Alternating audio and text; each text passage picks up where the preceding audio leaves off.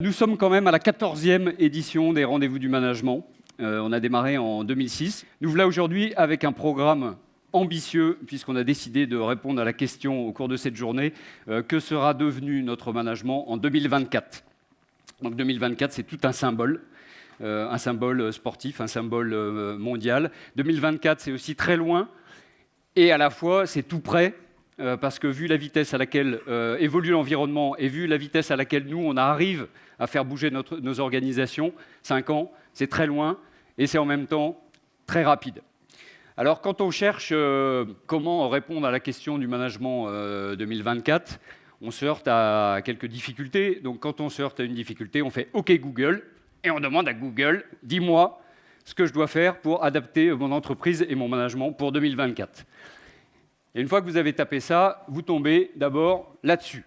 C'est un journal très sérieux, c'est un article du 10 septembre, tout à fait récent, qui vous donne la bonne nouvelle, comme quoi 120 millions d'emplois seraient détruits d'ici 3 ans. Et alors pour le détail, vous remarquerez que c'est dans la rubrique licenciement, ce qui donne un caractère sympathique à l'article. Donc vous avez plein de recettes quand vous allez sur Google. Google, c'est le marmiton du management. Vous allez trouver des chiffres, des statistiques, et on va vous dire tout ce qu'il faut faire. On va vous dire, il y a 6% d'engagés dans les entreprises, donc il faut travailler là-dessus. Et en même temps, on va vous dire, il y a 3,2 millions de Français salariés qui sont en situation de burn-out. Donc soit il y a un des deux chiffres qui est faux, soit il faut qu'on arrête d'engager les gens, parce qu'on va avoir un maximum de burn-out. Vous allez tomber sur d'autres contradictions. Vous allez lire que 72% des jeunes aiment leur job, mais vous allez lire que 50% envisagent d'en changer. Vous allez lire qu'il faut mettre en place du flex-office, qu'il faut tuer la présence de la hiérarchie dans l'organisation physique du travail. Et puis des études savantes publiées par l'ESSEC, qui a une chaire qui étudie les workplaces, va vous dire 6% des jeunes diplômés veulent travailler à distance en flex-office, et 44% d'entre eux voudraient que l'organisation de la hiérarchie soit visible sur le lieu de travail. Vous vous dites qu'il faut qu'il arrête de lire et qu'il se mette à travailler. Eh bien non, quand vous cherchez bien vos lectures et quand vous savez où vous les trouvez, vous pouvez tomber sur des denrées qui vont vous donner toutes les recettes. Chez Prisma Press, pour 6,90 €, vous pouvez avoir le guide du manager et savoir comment devenir enfin un vrai leader et non pas un vilain boss. Vous le trouvez juste à côté de l'Écho des Savanes. Donc je vous mets au défi de trouver la recette pour adapter votre management en 2024 dans ce magazine, que d'ailleurs, je n'ai pas acheté, c'est pour ça que j'ai pris la photo sur place.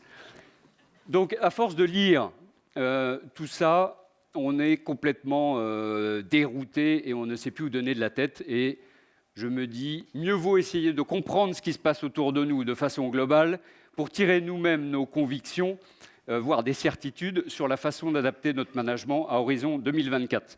Alors, quand on essaye de comprendre ce qui se passe autour de nous, on peut identifier 3 grands aspects. Bien entendu, le digital. Bien entendu le digital, bien entendu l'intelligence artificielle, bien entendu la robotique, l'automatisation, qui est un des éléments évidemment structurants de notre société. L'intelligence artificielle, ça prend des tas de formes que vous rencontrez tous les jours. Ça, c'est une photo qui a été prise lors du Single Day en Chine. C'est la grande journée du commerce, la journée des célibataires. Et l'année dernière, Alibaba a réussi un score absolument historique sur ses ventes au cours du Single Day en utilisant un moteur d'intelligence artificielle qui filmait les articles essayés dans les cabines d'essayage et en utilisant, bien entendu, des statistiques de consultation sur Internet. Alibaba, ce jour-là, a fait $1 milliard en 1 minute 24. Donc, augmentation vertigineuse par rapport à l'année précédente. C'est un des premiers aspects de l'intelligence artificielle. Le deuxième, oui, c'est Alexa, que vous connaissez tous, qui habite chez certains d'entre vous. Alexa vous commande votre pizza, et quand vous demandez à Alexa à quelle heure va arriver ma pizza, Alexa vous dit dans 2 minutes, dans 1 minute 30, ou ça dépend des bouchons. On passe dans le domaine d'une vie qui vous est plus habituelle, en particulier ceux qui sont passés chez des équipementiers automobiles. Donc ça, c'est notre ami Martin qui contrôle les sièges en bout de chaîne.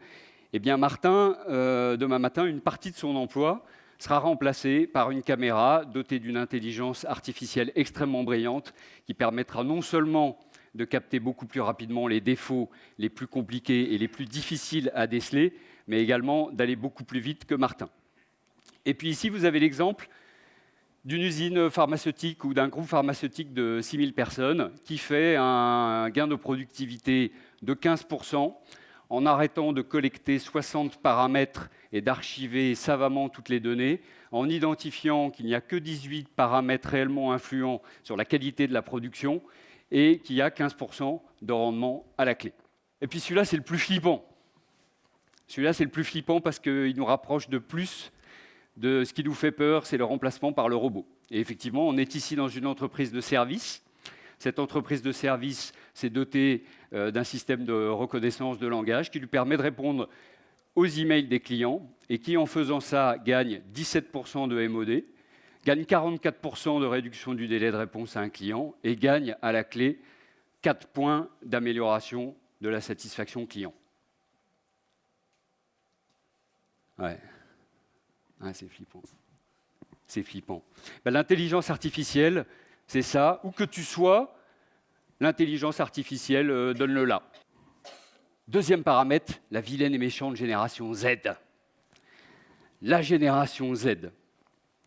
Alors normalement, il y en a quelques-uns parmi vous qui, quand on leur parle de génération Z, se disent « Qu'y a-t-il après la génération Z ?»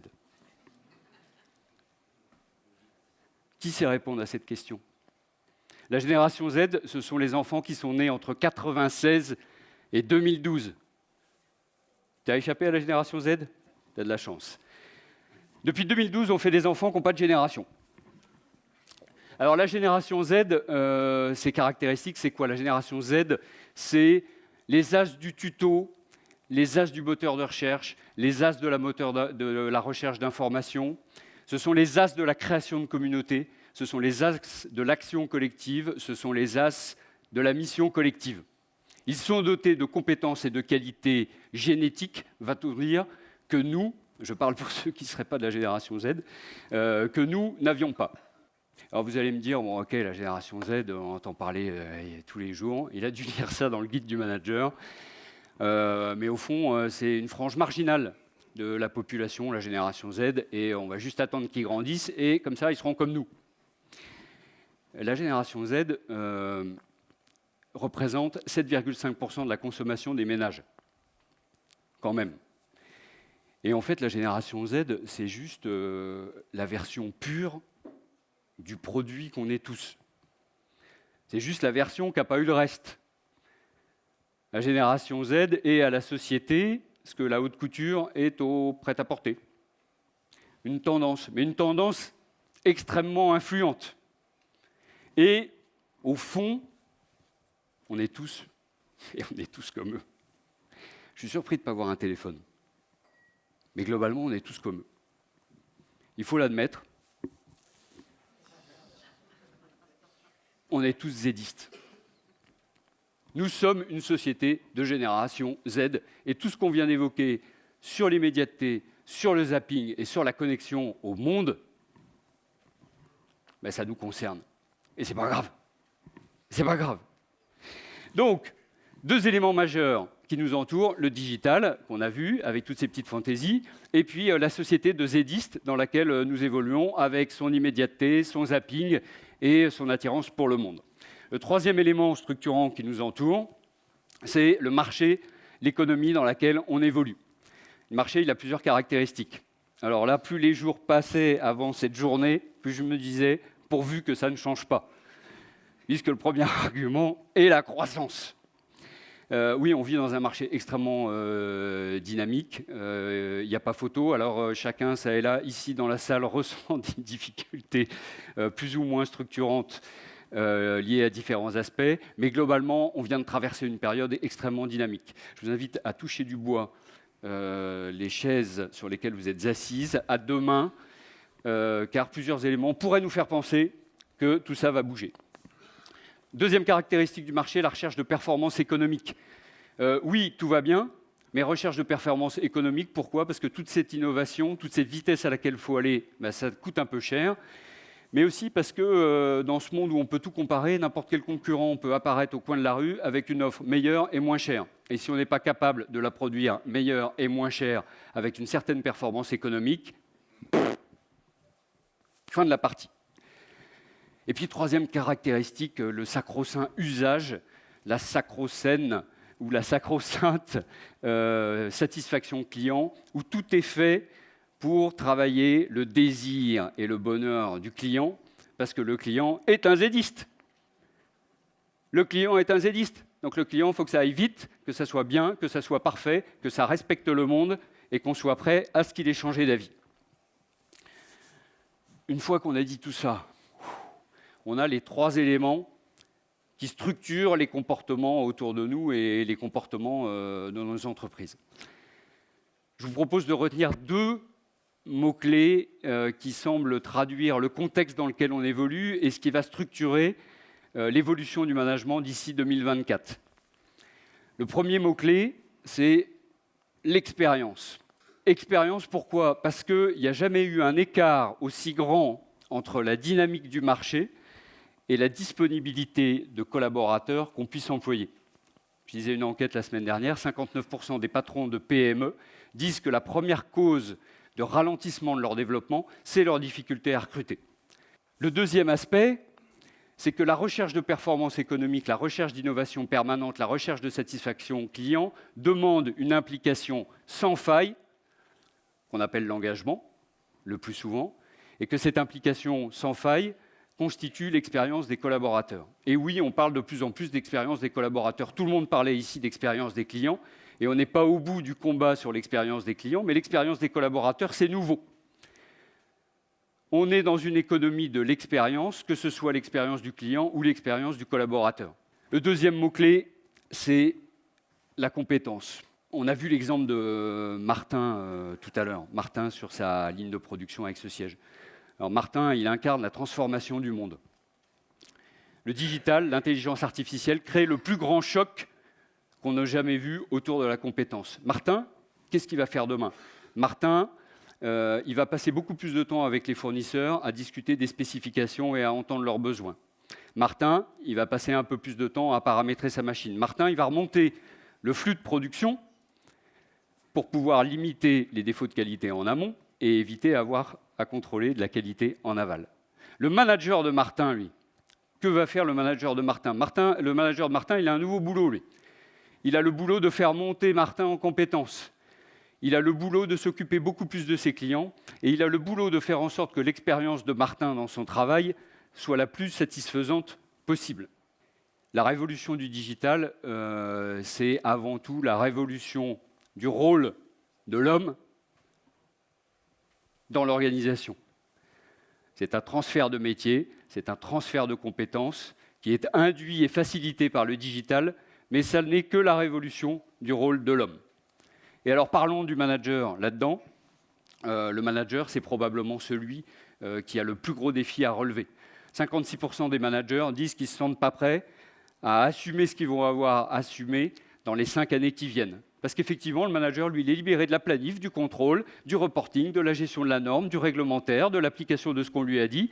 Et le manager, il va devoir se consacrer à l'écoute de ses collaborateurs, à prendre ses responsabilités, à prendre ses décisions, à gérer les émotions, à gérer surtout la compétence de ses collaborateurs. Donc s'il y en a un qui a un changement de métier, Martin, oui, le manager de Martin, lui, il a vraiment du boulot. Donc le plus grand choc de l'histoire, c'est le plus grand choc, l'évolution de la compétence et de l'évolution du rôle des collaborateurs. Et c'est le plus grand choc, pourquoi également ? Parce que la génération Z elle-même, la compétence devient un de ses facteurs clés de motivation. Et rappelons-nous, on est tous de la génération Z. Ça devient un de ces facteurs clés de motivation. 37% des jeunes qui rentrent en entreprise disent qu'ils attendent en priorité la transmission de compétences. Après la convivialité. 44%. 44% citent la convivialité, 37% citent la transmission de compétences. 60% des jeunes qui travaillent dans le digital disent s'auto-former pour être sûr de rester au niveau. 71% de ceux qui sont considérés comme iPod disent qu'ils seraient prêts à changer d'organisation même s'ils s'y sont bien, peut-être pour un salaire inférieur, s'ils sentent qu'ils peuvent progresser et qu'ils peuvent aller plus vite. Donc c'est une bonne nouvelle. La compétence fait le bonheur de nos collaborateurs et la compétence fera le bonheur de notre développement. Le tout étant de travailler la compétence. Il faut maintenant répondre à la question, OK, nous allons vers un management 100% connecté à 2024. Et le 100% connecté, on insiste, nous, pour que ça soit 100% connecté in real life. Le management 100% connecté, c'est bien évidemment celui qui ne va pas rester à côté du digital en se mettant la tête dans le sable et en se disant que ça va vite passer. Tout ça, la génération Z, le digital, tout ça, ça va passer en même temps. Et dans 10 ans, on n'en parle plus. Alors, c'est celui qui va intégrer toutes les perspectives offertes par le digital en matière de fonctionnalité, toutes les perspectives à valeur ajoutée, mais c'est celui également qui va gérer tous les impacts qu'on a évoqués en matière d'expérience et en matière de compétences. Et il n'y aura pas l'un sans l'autre. Alors le manager 100% connecté, c'est avant tout celui qui va arrêter d'essayer de parcourir les recettes du net pour trouver la martingale dans ce bazar et qui va aller sur le terrain, oui, on revient sur les Jeux Olympiques, qui va aller sur le terrain en écoute des collaborateurs pour savoir ce dont les collaborateurs ont réellement besoin quand ils sont sur le terrain. C'est parce qu'on va sur le terrain écouter ce que les collaborateurs ont à dire et qu'on a gagné du temps parce que l'intelligence artificielle nous dispense désormais de tâches de reporting, de contrôle, qu'on dégage du temps pour aller faire ce qui est essentiel. Le deuxième aspect, c'est évidemment celui qui est connecté à la compétence. On a compris que c'était le choc le plus important de l'histoire en matière de compétences. On ne peut pas envisager quelque transformation digitale que ce soit sans se préoccuper du sujet de la compétence. En n'oubliant jamais qu'on parle des compétences des collaborateurs et qu'on parle des compétences des managers. On ne peut pas passer à côté. Alors nous, on a une solution aussi pour les collaborateurs. Quand on est un peu à court d'idées sur la gestion des compétences, que le collaborateur dit qu'est-ce qu'il y a après, moi, qu'est-ce que je pourrais apprendre, qu'est-ce que je pourrais faire. On dit tu seras chef, tu vas être manager. Voilà, et ça nous fait un manager de plus, dont les autres se plaindront, puisqu'à force qu'on accumule les couches de managers, il y en a qui deviennent managers, puis il y a ceux qui se plaignent des managers. Et on sait que 66% des collaborateurs n'ont au fond pas envie d'être managers. Et on sait que 50% de ceux qui sont managers n'ont pas demandé à être managers. Donc quand on parle de gestion de compétences, il va falloir qu'on cherche un peu de créativité pour savoir ce dont réellement on a besoin et éviter d'envoyer des futurs managers au carton. Troisième aspect, on n'a pas beaucoup parlé de performance, et pourtant, le manager qui se connecte beaucoup à la compétence, qui se connecte beaucoup à ses équipes et qui se connecte beaucoup au monde sans jamais apporter de résultats à l'entreprise, ça va poser un souci. Alors le sujet se pose dans le cadre de la transformation digitale, de l'usine 4.0, de l'agence digitalisée. L'entreprise qui gagnera et qui aura des résultats ne sera pas celle qui a l'usine la plus 4.0 ou l'agence la plus digitalisée ou qui a collecté le plus de données dans son usine ou le plus de données dans ses bases clients. Celle qui réussira, c'est celle qui aura réussi à tirer parti de ces données pour les traduire en TRS, en satisfaction client, en délai client, en tout ce qu'on veut. Autrement dit, la transformation digitale, elle passe avant tout par l'identification de ce qu'on veut améliorer avant de savoir ce qu'on veut collecter ou ce qu'on veut intégrer comme outil. Je tiens particulièrement à celle-là. Il y en a récemment parmi vous qui ont loué des voitures ? Normalement, oui. C'est une belle expérience ? C'est bien passé ? Vous avez de la chance, Jean-Luc. Généralement, le loueur de voiture incarne la domination du processus et de l'intelligence artificielle sur le bon sens. Autrement dit, on pourrait se dire, avec toute l'intelligence artificielle qu'on a, avec tous les processus, le client il va être ravi. Oui, parce que quand il va rencontrer un problème, on va lui dire, il y a une procédure. Et de toute façon, c'est l'intelligence artificielle qui l'a dit. Manque de bol, la vraie vie, ce n'est pas exactement comme ça.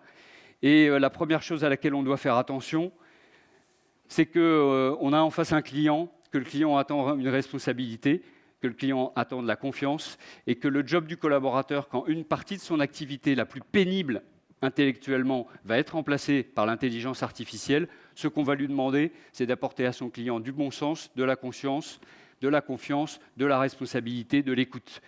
Et le job des managers dans ces organisations de services, le job des managers sera de transformer les collaborateurs pour être sûr qu'ils apportent au process la chaleur ajoutée qui ne sera jamais intégrée par l'intelligence artificielle.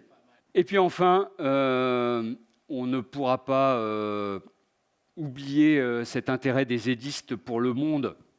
Plus que jamais, les entreprises endossent un rôle de pilier social qui n'était pas endossé autrefois. Je ne sais pas si la personne de GPTW est parmi nous, mais GPTW a fait une excellente enquête dans laquelle il ressort que 86% des collaborateurs estiment que l'entreprise a un rôle à jouer dans l'amélioration de la société. Donc par la porte ou par la fenêtre, l'exigence naîtra et cette génération de gédistes, de zédistes sera capable de détruire sur les réseaux sociaux l'entreprise qui n'aura pas respecté le monde. Petit à petit, il va falloir qu'on l'intègre, non pas simplement pour donner du sens, mais simplement pour intégrer les évolutions de notre société de zédistes. Voilà donc les mots-clés que je vous propose de retenir pour notre manager 100% connecté à horizon 2024, collaborateurs et terrain, compétences, performances, clients et monde. Le message majeur qu'on peut ressortir du monde qui nous entoure, c'est que cette vilaine intelligence artificielle qui va détruire 120 millions d'euros d'emplois à horizon 2047 ou que sais-je, reste une évolution naturelle comme on a traversé des ribambelles. Le tout étant qu'on sache en tirer le meilleur parti et le tout étant qu'on sache le combat qu'il faut mener à côté pour être sûr de s'adapter dans le bon sens.